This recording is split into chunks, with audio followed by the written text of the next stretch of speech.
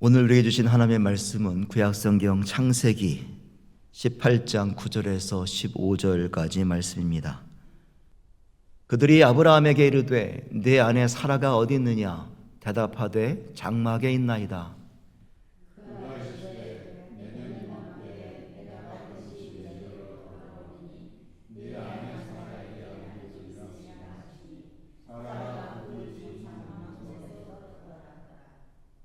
아브라함과 사라는 나이가 많아 늙었고 사라에게는 여성의 생리가 끊어졌느니라.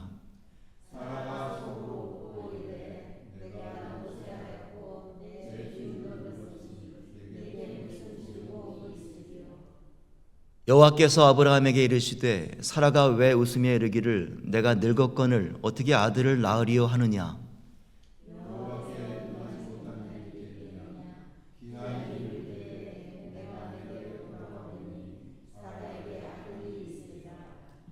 사라가 두려워서 부인하여 이르되 내가 웃지 아니하였나이다. 이르시되 아니라 네가 웃었느니라.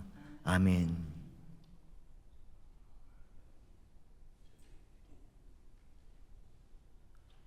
우리는 성령 강림절 기간을 지내고 있습니다. 특별히 성령 강림절 기간은 우리 교회가 교회력에 따라서 성서 일과를 따라서 본문을 묵상하고 말씀을 나누게 되는데 8월까지 창세기 본문을 가지고 살펴보게 됩니다. 그래서 오늘도 창세기 18장 말씀을 함께 묵상하고 살펴보려고 합니다. 여러분, 지난주에 월드컵이 시작되었습니다. 축구 얘기는 되도록 말씀 안 드리려고 하는데 월드컵 기간이니까 양해를 해주시기 바랍니다. 제가 축구를 너무 좋아하거든요. 목요일에 한국하고 체코하고 경기를 했는데 2대1로 역전을 했어요. 그래서 참 기분이 좋더라고요. 멕시코에서 하지 않고 우리 시카고에서 경기를 했으면 어땠을까 하는 그런 아쉬움이 조금 남긴 했었습니다. 지구인의 대축제 월드컵이 한창인 가운데 음식들이 모여서 달리기 형주 대회가 있다는 소식이 있습니다. 자, 잘 아는 음식들의 모습이 지금 보여지고 있죠. 출발선에서 누가 1등을 하나 다 달리기 준비를 하고 있습니다. 김밥도 보이고요, 라면도 보이고, 떡볶이도 보이고, 짜장면도 보입니다. 네? 안 보이시나요? 아, 떡볶이가요? 예, 떡볶이가 좀 화가 났네요. 예, 그게 중요한 건 아닙니다. 네. 음식들이 달리기 대회를 준비하고 있습니다. 드디어 계란인 이 심판이 계란이에요. 계란 심판이 호루라기를 총을 딱 쏘면서 출발을 합니다. 그리고 재빨리 앞장서 나가는 음식이 김밥이었어요. 그래서 거의 출발선에서 출발해서 고린 지점까지 1등으로 달리다가 너무 1등으로 격렬하게 달렸던 나머지 옆구리가 터져나간 거예요. 그러니까 김밥 안에 있던 속재료가 터져나왔겠죠. 시금치도 빠지고 밥알도 빠지고 단무지도 빠지고 밥알도 빠졌습니다. 근데 딱 뒤를 돌아보니까 화가 난 떡볶이가 바로 2등으로 쫓아오고 있는 거죠. 그러니까 이 김밥 재료들이 야, 안 되겠다, 각자 뛰자. 그래서 시금치가 야, 빨리 뛰어, 결승에서 만나자, 이렇게 소리를 칩니다. 그래서 밥알도 시금치도 햄도 열심히 뛰기 시작하는데 뒤를 바라보니까 김밥이 어슬렁거리고 오고 있는 거예요. 그러니까 시금치가 화가 났겠죠. 야, 너 뭔데 너는 왜 안 뛰는 거야? 그랬더니 김밥이 하는 말이 난 양반김이요. 양반김이라 합니다. 제가 초등학교 때 가을운동회 하면 항상 뛰지 않고 걸어다니는 친구가 있었는데 너는 왜 안 뛰냐 그러면은 자기는 뛰면 안 된답니다. 양반 가문이래요. 자기는. 그런 친구들이 꼭 있었죠. 자, 오늘 우리가 함께 나눌 말씀은 창세기 18장 말씀이에요. 우리는 9절부터 말씀을 읽었습니다만 사실은 1절부터 이야기가 시작이 됩니다. 근데 1절과 2절을 보면 아브라함 할아버지의 달리기 장면이 나와요. 막 달려나가요. 때는 중동의 사막 한가운데 한낮의 뜨거운 시간이었습니다. 이 중동의 한 사막의 지역에는요, 낮에는 거의 팥이 110도, 120도가 넘나드는 그런 더위라 그래요. 굉장히 더운 날씨죠. 지난주 우리 시카고도 목요일에 92도까지 올랐더라고요. 아직 6월 초인데요. 그러고 보면 시카고는 사막도 아닌데 참 많이 더운 것 같습니다. 어쨌든 이 중동의 한낮에 너무나 더웠던 그날, 나무 그늘 아래서 쉬고 있었던 아브라함의 눈에 어떤 사람들이 눈에 들어오냐면 지나가던 나그네 3명의 모습이 눈에 띄는 거죠. 그랬는데 이 아브라함이 그 모습을 보고 곧장 달려나갔다는 겁니다. 말 그대로 달려나갑니다. 왜 달려나가는지 모르겠습니다만 달려나가요. 근데 이 아브라함은 사실은 그 족장과 가문의 최고 어른이었거든요. 그리고 나이도 99세였습니다. 한 가문의 존경받는 어르신이 99세의 어르신이 나그네를 바라보고 뛰어나갔다는 거죠. 하인을 시킨 것도 아니고 직접 달려나갔고요. 그뿐만 아니라 그 앞에 머리를 숙이고 경배하면서 제발 우리 집에 머물다 가시라고 간청을 합니다. 아무도 아브라함은 양반은 아니었던 것 같아요. 간곡한 간청에 이 나그네들이 허락을 해줍니다.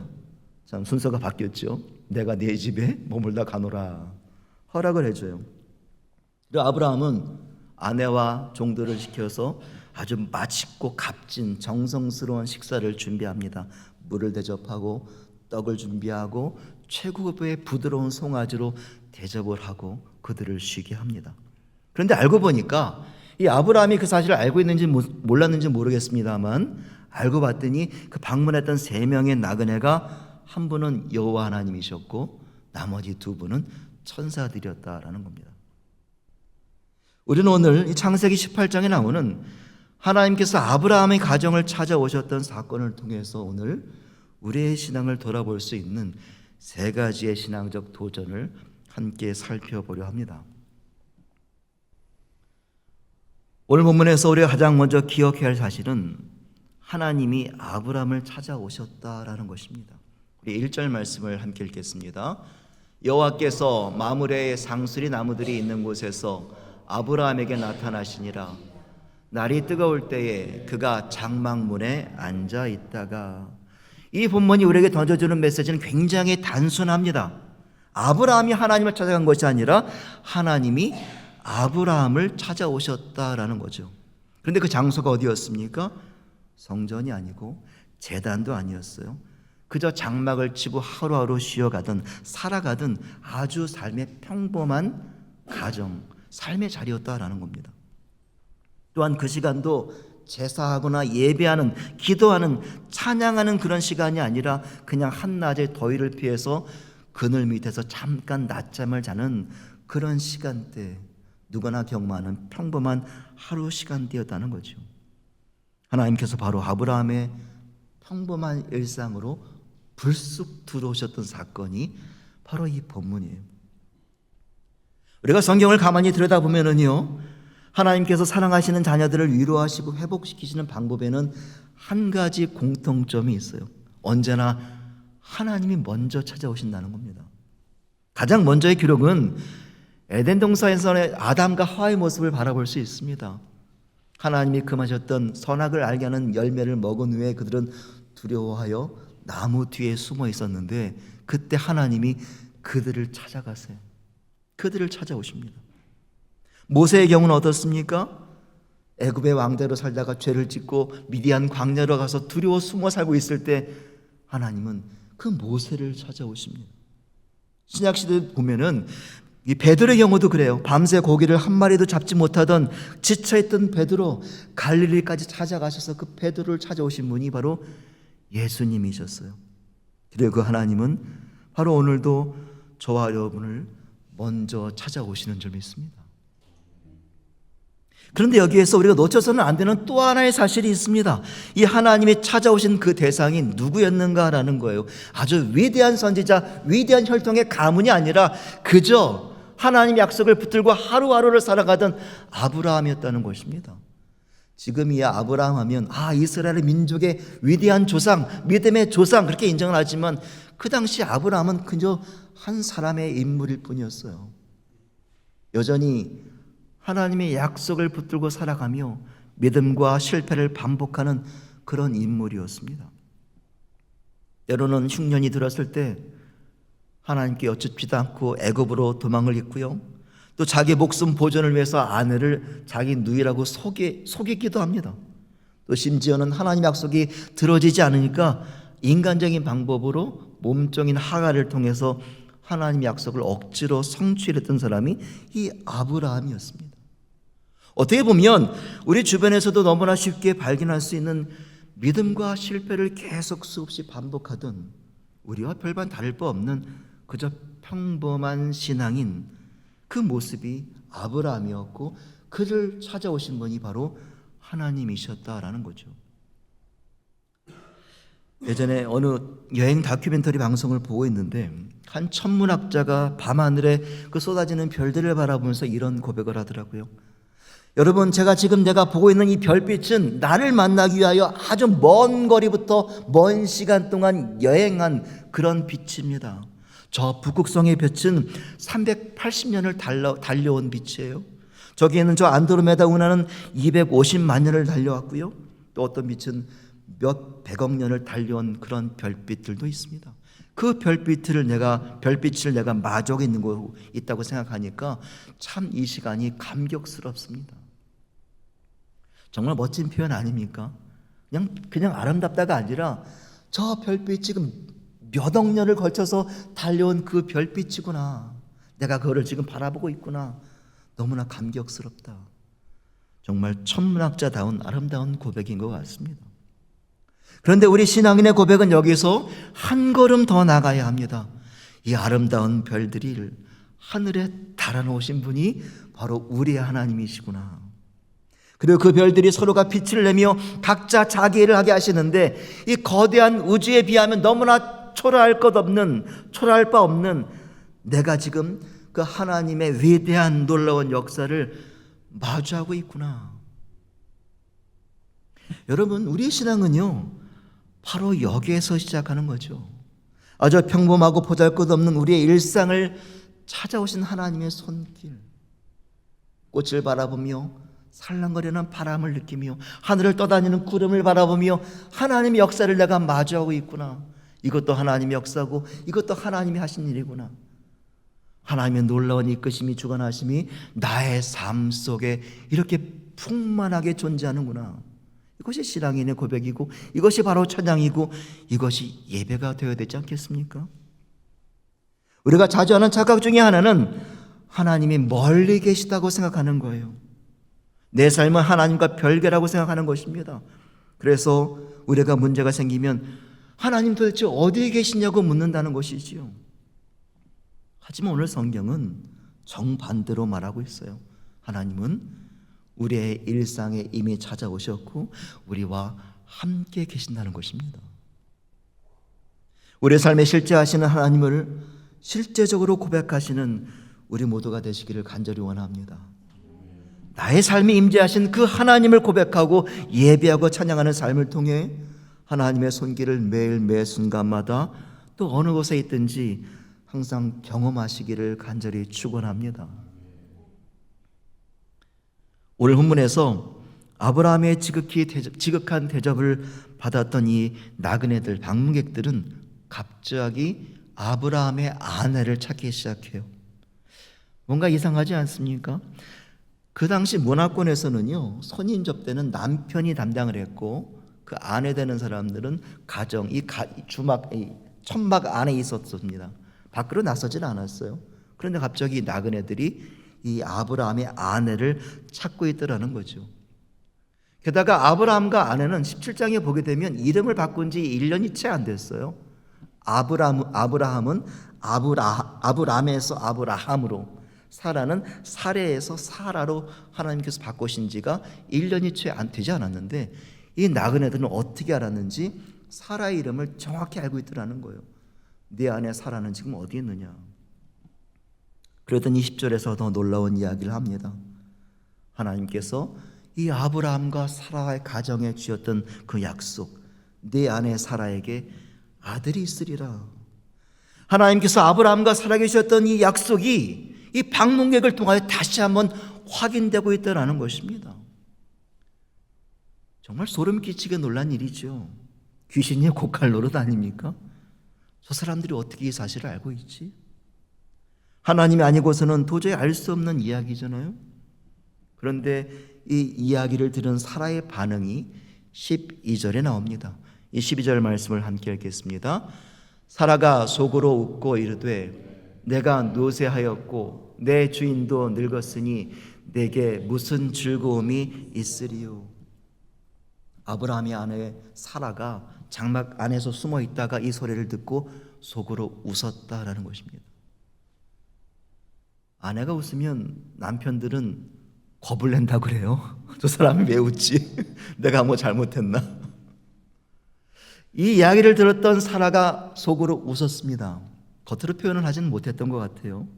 그런데 이 웃은 사건에 대해서 유진 피터슨의 메시지 성경에서는 이렇게 이야기합니다.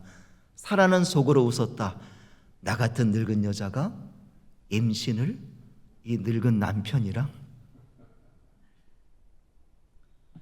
이 말씀을 보시면서 옆에 계신 분을 바라보는 것은 예의가 아닌 거 아시죠? 나 같은 늙은 여자가 임신을 이 늙은 남편이랑. 딱 세 단어예요. 지금 사라의 심정이 어떤 것인지 우리가 너무 리얼하게 느껴지지 않습니까? 늙은 여자가 임신을. 이 사라의 웃음은 기뻐서 웃은 것이 아니라 허탈해서 너무나 어이가 없어서 웃었다는 것입니다. 여러분 생각해 보세요. 아브라함이 복의 근원이 되고 밤하늘의 별처럼 자손을 주시겠다고 하나님의 약속을 믿고 고향을 떠난 지 온 24년이 되었습니다. 그 24년 동안 밤하늘의 별은커녕 단 한 명의 자녀도 없었어요. 그래서 약속을 기다리다 결국 포기하고 사라의 몸종 하갈을 통하여 이스마엘을 이미 낳고 키우던 때가 바로 이때였습니다. 그리고 무엇보다 당시 아브라함의 나이가 99세예요. 사라의 나이는 89세였어요. 사라는 지금 하나님의 약속을 믿고 안 믿고를 떠나서 이미 신체적으로 불가능하다는 것을 알고 있었더라는 겁니다. 허탈한 웃음이 나올 수밖에 없었다는 거죠. 사람들의 내면을 다루는 심리학 중에 기대 심리학이라는 이론이 있습니다. 기대 심리학. 우리가 어떤 일을 마주할 때 느끼는 기쁨, 실망, 분노 같은 이런 감정들은 결과에서 내가 느끼는 것이 아니라 결과보다는 내가 미리 품고 있었던 기대의 크기에 의해 결정된다는 거예요. 예를 들면 이런 거죠. 내가 오늘 교회를 오는 길에 차가 막혔어요. 한 5분이면 가겠지라고 기대를 했는데 예상외로 10분이 걸렸다는 겁니다. 그러면 5분밖에 지나지 않았지만 내 기대와 어긋난 그 5분 때문에 내가 그 시간이 너무 불공평하게 느껴진다는 거예요. 불합리하다. 어떻게 5분이나 내가 기다릴 수 있지? 걸릴 수 있지? 그러면서 스스로 조바심을 내고 스트레스를 겪게 된다는 것입니다. 이것은 인간관계에서도 똑같이 나타나요. 내가 어떤 잘못을 해서 상대방에게 용기를 내서 사과를 했어요. 그런데 그 사과가 받아들여지지 않으면 속에서 묘하게 분노가 일어나요. 나는 친절과 관용이 통할 거라고 생각했는데 내 사과를 안 받아? 내 기대가 어그러지니까 실망하고 화가 나더라는 거죠. 이것을 기대 심리학이라고 말합니다. 그런데 이런 관점은 우리 신앙에도 동일하게 똑같이 영향을 미치기도 해요. 어떤 신학자는 우리가 하나님께 기도할 때 하나님은 3가지의 응답을 주신다고 말을 합니다.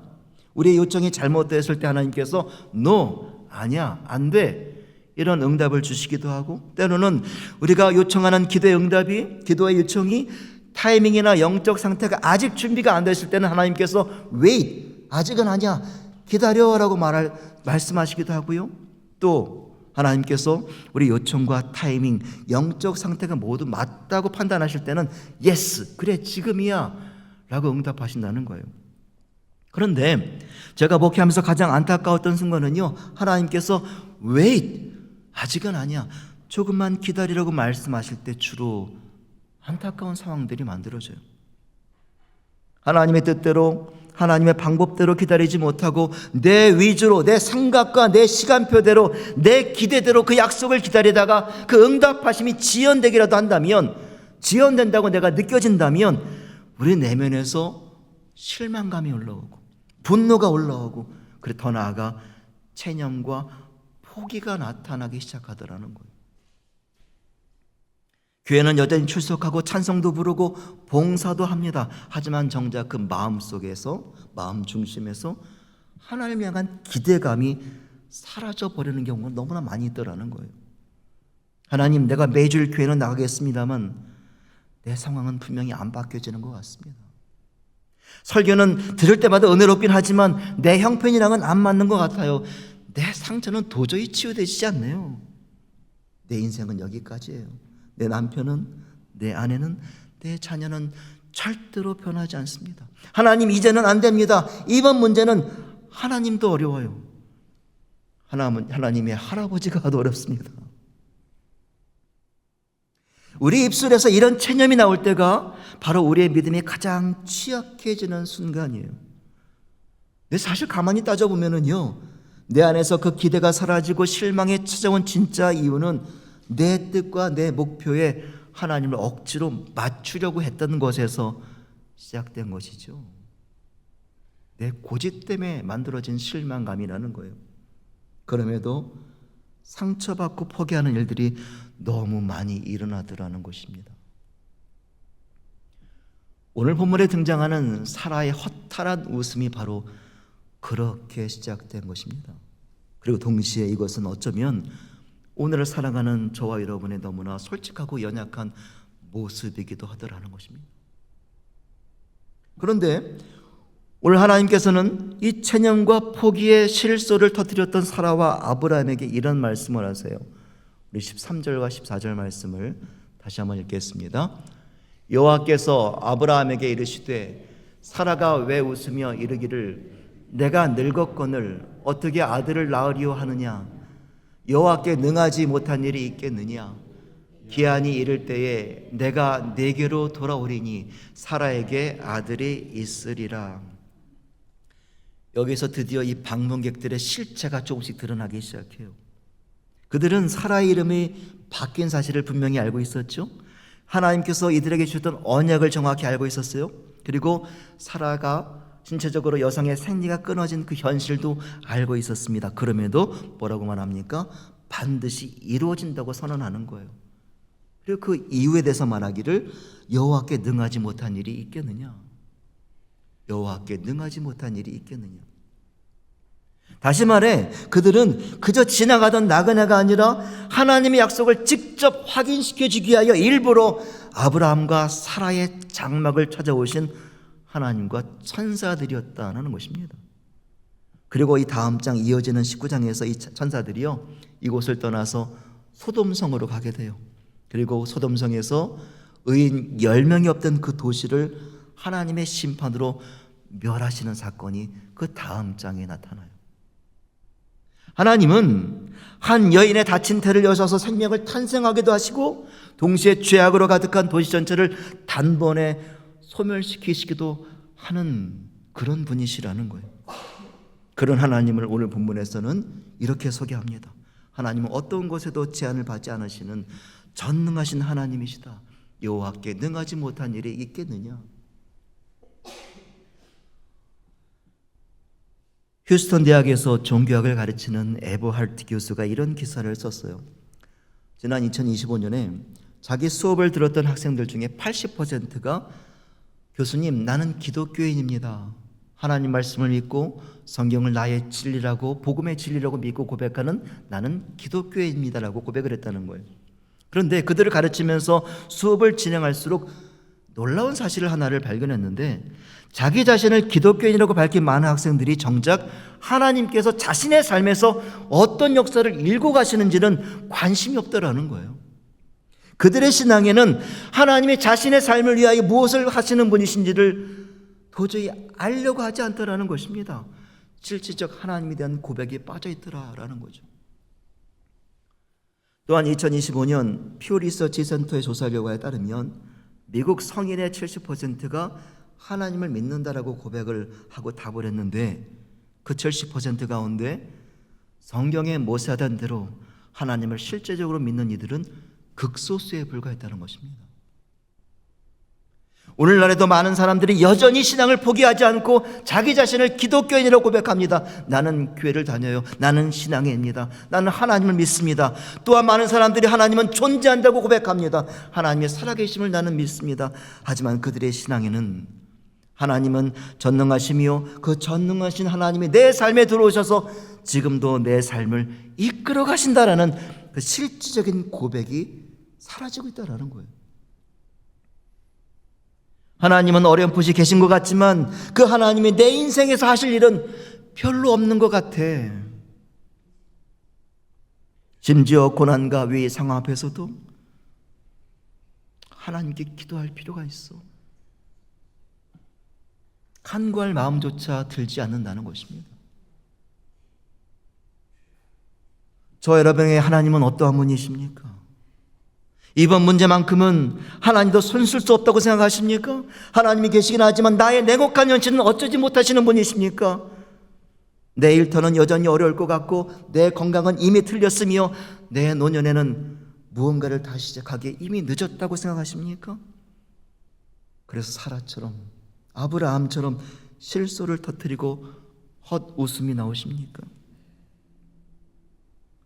그런 우리의 연약한 믿음 위에 하나님이 분명히 말씀하시는 거죠. 여호와께서 능하지 못한 일이 있겠느냐? 사랑하는 여러분, 우리가 믿는 하나님은 지금도 살아계셔서 우리의 삶 가운데로 찾아오시는 하나님이신 줄 믿습니다. 그분은 온 우주 만물을 말씀 한마디로 창조하시고 한 여인의 닫힌 태를 열어서 생명을 잉태하게 하시며 거대한 도시의 역사를 단번에 심판하시는 절대 전능자이십니다. 그리고 위대하신 분이 저 높은 하늘 보좌에 앉아 계신 것이 아니라 지금도 살아계셔서 저와 여러분의 초라한 삶 한복판으로 친히 걸어 들어오신 줄 믿습니다. 그분은요, 내가 꼭꼭 숨겨둔 삶의 깊은 상처를 아시고 밤마다 침상을 적시는 눈물을 아시며 내 힘으로는 도저히 깨트릴 수 없어서 주저앉은 삶의 한계를 아시는 분이세요.